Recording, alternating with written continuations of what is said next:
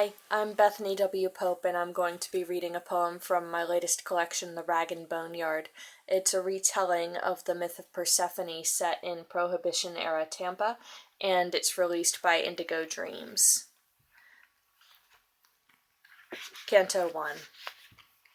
White-haired Jove sits sipping an illegal mint julep, watching flecks of dead plants rise and fall in the glass. Pluton, his brother in business, reclines deep in his wicker-backed throne. His dogs circle round him, 3 large, sharp-toothed Alsatians that pant in this heat with murderous thirst. The king of the swamp lets dangle his hand to be kissed by those tongues, livid and steaming. I thought we had come to some measured agreement, the trading rights, all of Tampa, in exchange for the girl. Jove tinkles rare cubed ice in his glass, contemplating finances, weighing their promise against the wrath of his wife. My friend, you've got to think. Pluton tracks the brown-streaked path of a hare with his eyes, watching the lithe form bound across the watery soil.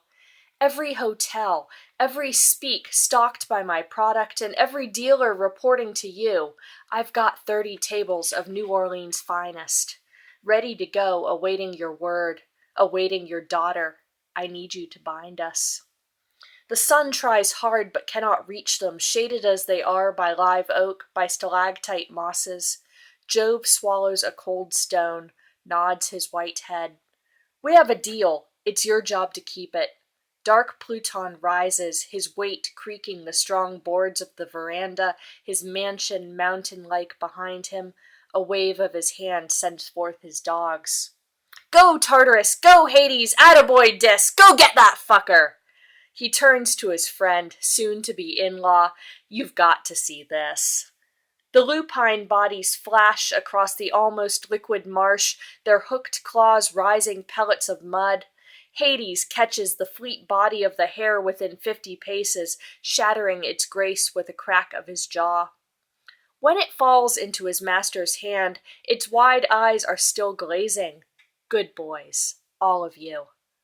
Before the body has time to cool, much less stiffen, Pluton, the giant, the titan, whips a silver-edged knife from his boot and slices the fleet hare in twain.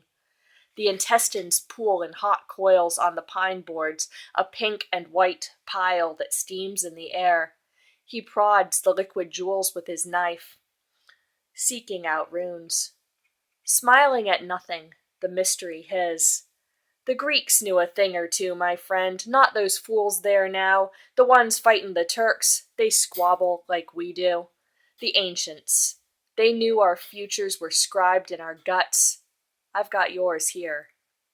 What do you see, Pluton? Jove drains his courage from cool, minted bourbon.